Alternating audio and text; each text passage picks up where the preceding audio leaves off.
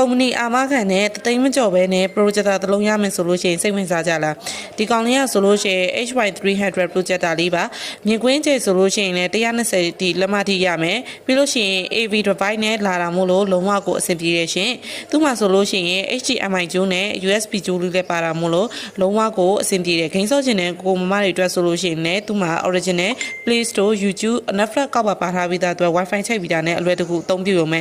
TV တွေကိုဈေးကြီးပေးပြီးမွယ်ပဲနဲ့တသိန်းမပြည့်တဲ့ဈေးလေးနဲ့ဒီလိုမျိုး TV တစ်လုံးလိုမျိုးအသုံးပြုလို့ရတယ်ဒီ HY300 projector လေးကို